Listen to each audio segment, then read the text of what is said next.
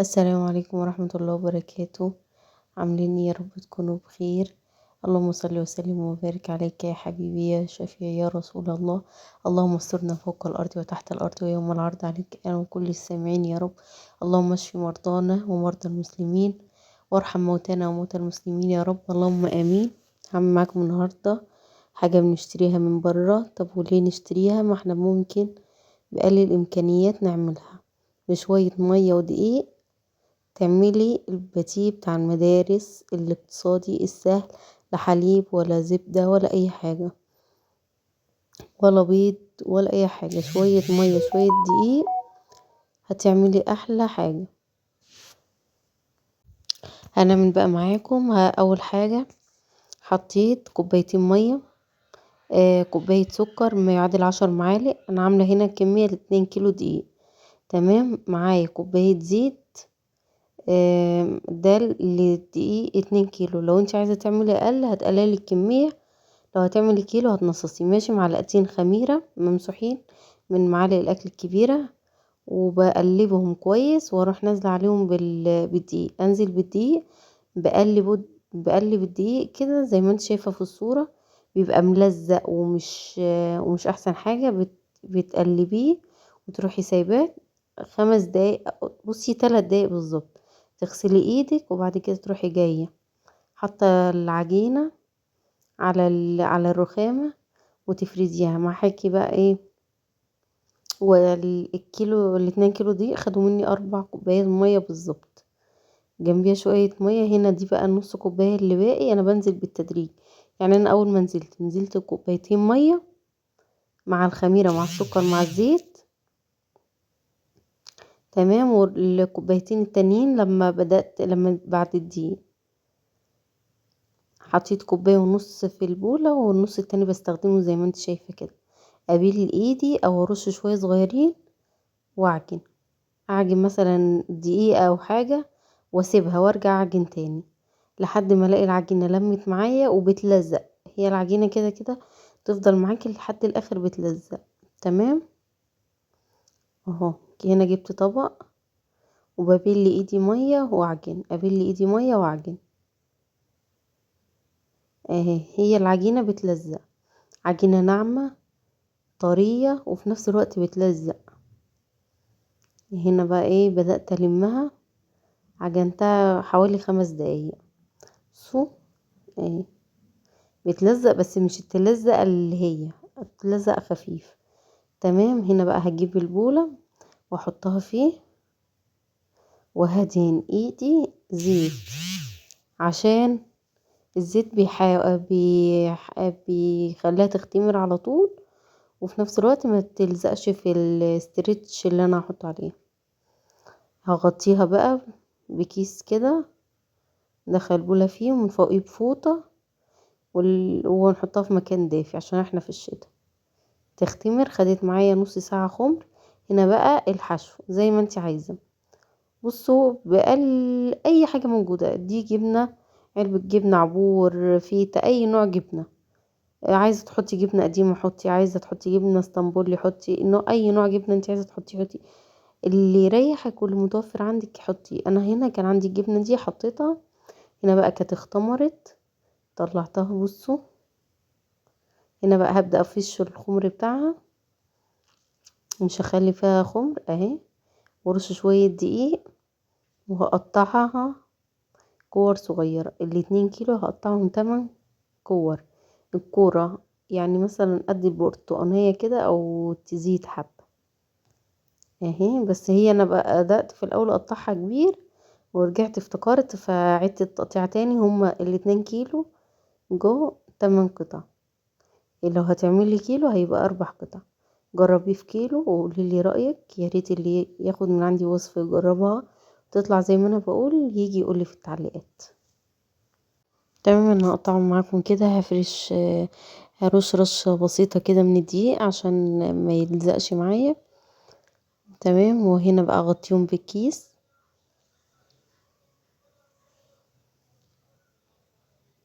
اهو نفس وهغطيهم عشان ما يغطوش معايا طبقة من فوق. واخد بقى واحدة واحدة بصي بقى انت هتفردي معايا، لو لقيتيها زي الاستيك بتفرديها بترجع تاني زي اللي في الصورة كده. انا هنا كنت مستعجلة فكنت بفرد ترجع تاني، افرد ترجع تاني. هنا تعملي ايه؟ تفرديها نص فرد زي ما انت شايفة كده، وتسيبيها 5 دقايق وترجعي تفردي فيها تاني، هتلاقيها بتتفرد معاكي وتبقى زي الفل. يعني انتوا هتشوفوا دي اول واحدة غير تاني واحدة خالص اهي. هنا بقى سبتها، بصوا اول ما جيت افردها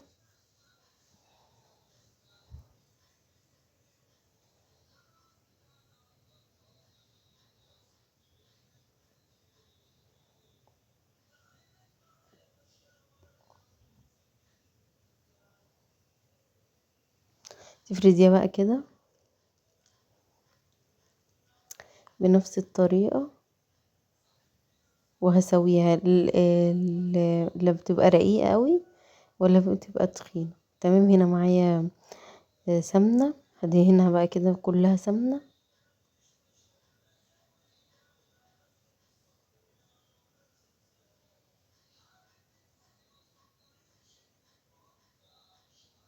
وهنا بقى معايا الجبنة، هدهنها كده في الأول، وهلف بقى، هبدأ ألف معاكم رول زي ما انتم شايفين كده اهي.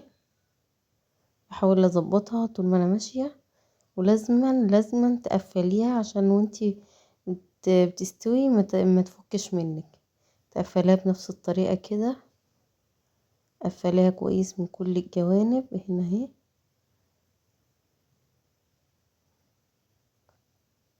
وبظبطها معايا الصينية مش مدهونة اي حاجة. بصوا باخد بالمقاس كده 3 صوابع اهي، بيطلع كله سوي بعضيه وكله نفس المقاس. جربوها وقولوا لي رأيكم ايه. لا حليب ولا زبدة ولا اي حاجة خالص. ورصها بقى في الزيت في الصينية، وبغطيه اللي بخلصها يعني صينية صينية بغطيها. أو آخر صينية خالص بروح بادئة بأول صينية جهزتها. نشوف الشكل، شكلها تحفة وجميل.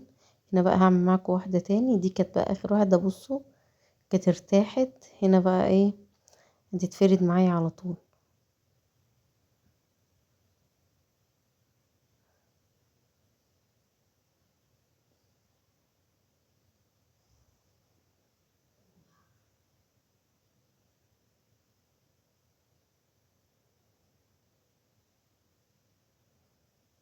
بصوا انا بوريكم سمك العجينة.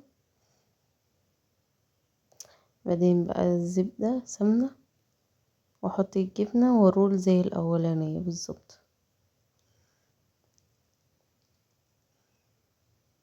هنا بقى لما باجي افردها برش تحتها طبقة دقيق خفيفة جدا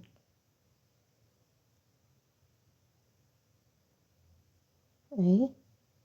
بصوا برول فيها كويس وبروح مقفلاها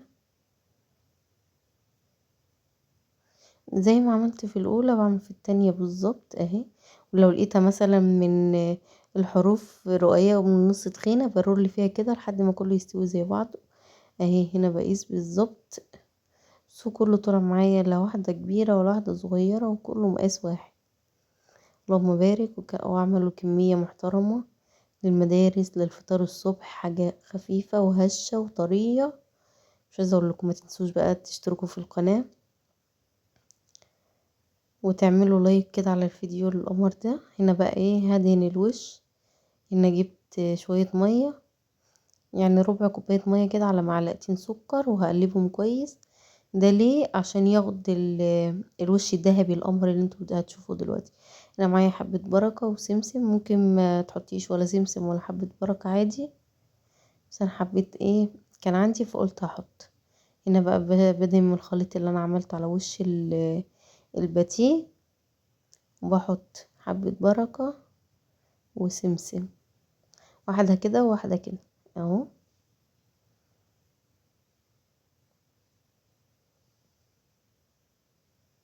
بسم الله ما شاء الله اللهم بارك.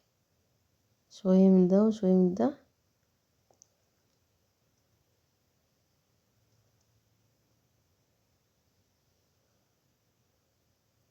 عملت معايا كمية اللهم بارك، بسم الله ما شاء الله. يعني انا عايزاكم تجربوها وتقولوا لي رأيكم ايه. بصوا القمر، الله اكبر، حاجة كده تفتح النفس. بصوا، لا تقولي لي بقى الباتيه بتاع الافران ولا باتيه مش عارفه. غمضي فتحي هنا بقى التسويه. فرن، لو الفرن بتاعك اعمليه على درجه حراره 230 في الرف الاوسط. بصوا طريه وهشه عامله ازاي.